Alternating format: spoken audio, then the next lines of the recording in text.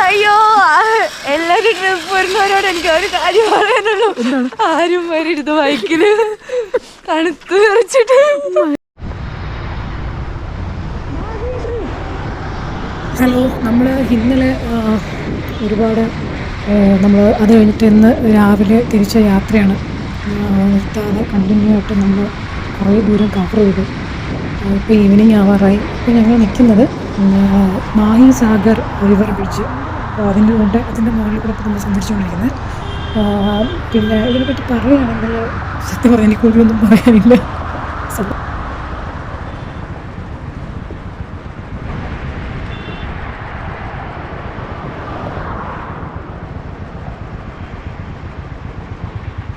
ശരിക്കും നമ്മൾ ഈ സഞ്ചരിച്ചുകൊണ്ടിരിക്കുന്ന ഈ ബ്രിഡ്ജിൻ്റെ നേരെ വലതു ഭാഗത്തായിട്ട് നല്ലൊരു ക്ഷേത്രമുണ്ട്. ഇതാണ് മാഹി ബ്രിഡ്ജ്, ഗുജറാത്തിലെ മാഹി ബ്രിഡ്ജ്. ഈ ക്ഷേത്രത്തിന് സൈഡിൽ കൂടെ വളരെ കുറച്ച് ദുർഘടമായിട്ടുള്ള ഒരു പാതയാണ്. റോഡ് പറയാനായിട്ട് പറ്റില്ല. വളരെ കഷ്ടപ്പെട്ടിട്ടാണെങ്കിലും ഞങ്ങൾ വണ്ടിയിൽ കുറച്ച് സാധനങ്ങളൊക്കെ ഉള്ളതുകൊണ്ട് റോഡിൽ വെച്ചിട്ട് വരാൻ അത്ര വിശ്വാസം ഇല്ലാത്തതുകൊണ്ട് ഞങ്ങൾ റിവറിൻ്റെ സൈഡിലോട്ട് തന്നെ വാഹനം നിർത്താനായിട്ട് ഒരു ചെറിയ സ്പേസ് ഉണ്ടായിരുന്നു. അപ്പോൾ അതുകൊണ്ട് ഞങ്ങൾ വണ്ടി നിർത്തി നമുക്ക് മുന്നോട്ട് നടന്ന് പോയി നോക്കാം. മാഹി സാഗർ റിവർ, ഈ കാണുന്നതാണ് മാഹി സാഗർ റിവർ. പക്ഷേ ഇവിടെ ഇപ്പോൾ വെള്ളം കുറവാണ്. അവിടെ ക്ഷേത്രമാണ് കേട്ടോ.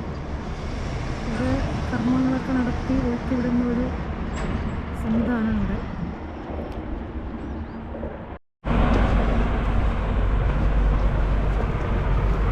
അതുപോലെ തന്നെ എന്ത് ദൂരം നോക്കിയേ, ഈ ബ്രിഡ്ജിൻ്റെ നീളം നോക്കിയേ അല്ലേ, നല്ല ഭംഗിയുണ്ട്. ഈ കാണുന്ന വലത് സൈഡിൽ കാണുന്ന സൂര്യൻ അസ്തമിക്കാറായിരിക്കുന്നു. എനിക്ക് തോന്നുന്നു ഇത് ഇവിടെ ബലിതർപ്പണവും മറ്റു കാര്യങ്ങളൊക്കെ ഇവിടെയാണ് ചെയ്യുന്നതെന്ന്. കാരണം അത്തരത്തിലുള്ള സംഭവങ്ങൾ അവിടെ കിടക്കുന്നതൊക്കെ, അതായത് മരണശേഷം നടക്കുന്ന ചടങ്ങുകളില്ലേ, അസ്ഥി നിമഞ്ജനം ചെയ്യുക, അങ്ങനെയൊക്കെ ഉള്ള സംഭവങ്ങൾ പരിപാടീസ് നടക്കുന്ന ഇവിടെയാണെന്ന് തോന്നുന്നു. അതുകൊണ്ട് പട്ട് എല്ലാം ഉണ്ട്. ഇവിടെ കിടന്ന് അധികം കറങ്ങുന്നത് ശരിയെല്ലാം തോന്നുന്നു. തിരിച്ചു പോകുന്നതാണ് ഏറ്റവും ബെറ്റർ. ശരിക്കും പറഞ്ഞാൽ ഞങ്ങൾക്ക് ഇവിടെ അധികം നേരം നിൽക്കാനും സമയമില്ല. കാരണം അടുത്ത സ്ഥലം പിടിക്കേണ്ടതുണ്ട്. ഈ ഒരു സൂര്യാസ്തമനം പിന്നെ നമുക്ക് ലഭിക്കില്ല ഇവിടെ ഇരുന്ന് കാണാൻ പറ്റുന്നത്. അതുകൊണ്ട് ഞങ്ങൾ വിചാരിച്ചു കണ്ട് ആസ്വദിച്ചതിന് ശേഷം അടുത്ത സ്ഥലത്തോട്ട് പോകാമെന്ന് വിചാരിച്ചിട്ടാണ് ഇവിടെ ഇരിക്കാനായിട്ട് നോക്കി. നമ്മളെ രാജസ്ഥാനിൽ നിന്ന് നമ്മൾ അവിടെ നിന്ന് അയ്യോ ഭയങ്കര നടപ്പ് വെളുപ്പിന് 4 മണിക്ക് തിരിച്ചതാണ്. ഇപ്പം മണി 6:45 ആയിട്ടുണ്ട്. രണ്ടാമത്തെ സ്ഥലത്താണ് ചായ കുടിക്കാനാണ് നിൽക്കുന്നത്. ഭയങ്കര തണുപ്പൊന്നും സഹിക്കാൻ പറ്റാത്ത തണുപ്പം. അതിൻ്റെ കൂടെ വണ്ടി കൊണ്ട് ഓടിക്കുമ്പോൾ ഒട്ടും പറ്റില്ല. ഈ ഗ്ലൗസ് അത്ര പോരാ, എൻ്റെ ഇരുന്ന ഗ്ലൗസ് കാണാനില്ല. അതുകൊണ്ട് കൈയൊക്കെ നീച്ച് ഒരു പരിവായി. ഇവിടെ ഒരു ചായ ഇട്ട് നോക്കാൻ തന്നെയാണ്. അപ്പം എന്തൊക്കെ ഉണ്ടാക്കുന്നു കഴിച്ചിട്ട് പോകാൻ ചോദിച്ചു.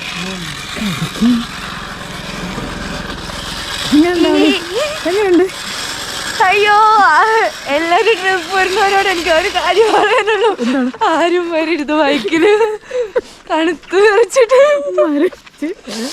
കൈയൊക്കെ നോക്കുക ഗൈസ്, എന്റെ കൈയൊക്കെ എല്ലൊക്കെ ഇങ്ങനെ നിൽക്കാം. അങ്ങോട്ട് പോയി കഴിഞ്ഞാലേ അവിടെ തണുപ്പ് എങ്ങനെയുണ്ട് പറയാം. പോയിട്ട്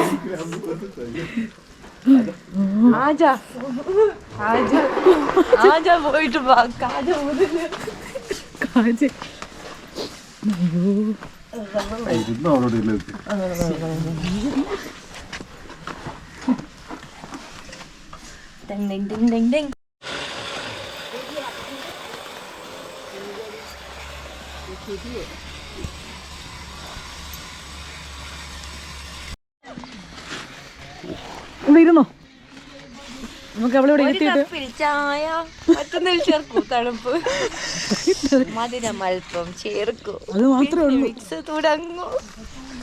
കോപ്പിറൈറ്റ് അടിക്കുന്നത് എന്തിനാ തടച്ചു എന്നെ ഇവിടെ ഇരുത്തിയിട്ട് പോകുന്ന ആരും പറഞ്ഞ ആ നിന്നെ എടുത്ത് ഇവിടെ എത്തിട്ട് പോകും. മലയാളിയാണെന്ന് കണ്ടാ പറയൂല, വരുമ്പോ കൊണ്ടുപോകൂല. ചൂടുള്ള എവിടെയെങ്കിലും കൊണ്ടുവരുത്തി അടുപ്പിന്റെ ചോട്ടിലോ എന്തിടാ മരുഭൂമി കൊണ്ട് നിർത്തിട്ട് പോകും. തെങ്ങാനും വെച്ചിട്ട് പോയി കഴിഞ്ഞാൽ ഞാൻ പോയിട്ട് വരുമ്പോൾ ഞാൻ ഇടുന്നു. ഫ്രൈ ആയിട്ടിരിക്കും. എന്നാ ഫ്രൈ ആവത്തില്ല അവിടെ. നീ ഫ്രൈ ആവൂല. ദൈവമേ, ഇത് നല്ലത് ചെയ്താൽ കാണുന്നവരെല്ലാവരും നല്ലത് ശ്രദ്ധിക്കേണ്ട ഒരു കൊടുക്കണം. കാര്യം, എന്താണ്? ആരും ട്രിപ്പ് വിളിച്ചാൽ പോകരുത്.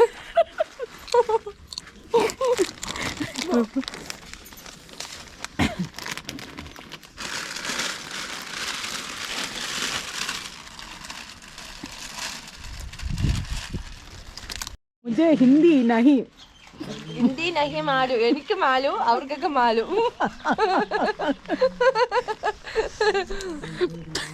ഈ ബൈയാണ് നമുക്ക് കുറച്ച് തീ തന്നത്. നന്ദി അറിയിക്കുന്നു. നമുക്ക് നന്ദി പറയാം, നമുക്ക് ഒരുമിച്ച് പറയാം നന്ദി.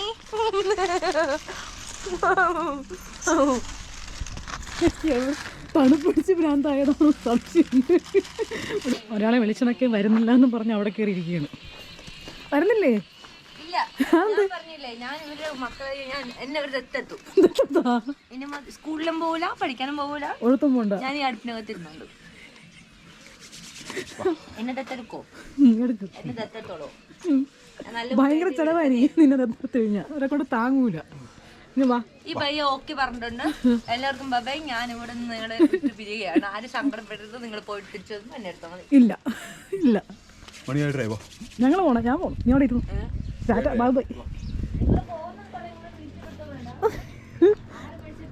ആരെ വാങ്ങിച്ചരാ? വാ ചേച്ചി, ആരെ വാങ്ങിച്ചരാ? ഫുഡേ ഫുഡേ. എൻ്റെ വണ്ടി.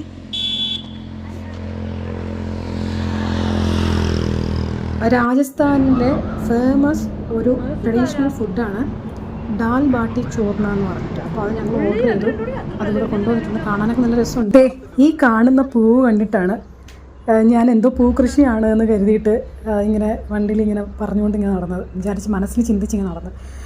ശരിക്കും ഇത് മയക്കുമരുന്നുകളുടെ തലതൊട്ടപ്പനായ കറുപ്പിൻ്റെ നാട് എന്ന് വേണമെങ്കിൽ നമുക്ക് വിശേഷിപ്പിക്കാം.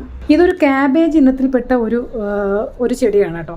അപ്പോൾ ഇതിൽ നിന്നാണ് ഈ ഫ്ലവർ, ഈ കാണുന്ന ഈ വെള്ള പൂവിൻ്റെ ഇതളുകൾ കൊഴിഞ്ഞു കഴിയുമ്പോൾ താമരപ്പൂവിൻ്റെ അകത്തിരിക്കുന്ന മൊട്ടിതില്ലേ, അതുപോലെ ഇതിൻ്റെ അകത്തൊരു മൊട്ടുണ്ടാവും. അതിങ്ങനെ ഉരുണ്ട് ഇങ്ങനെ പുറത്തുവരും. ആ ഇതളുകളെല്ലാം കൊഴിഞ്ഞ് താഴെ വീണ് കഴിയുമ്പോൾ അതൊരു പൂർണ്ണ ഒരു ബോൾ പോലെ അതായി മാറും. വളരെ കെയർഫുള്ളായിട്ട്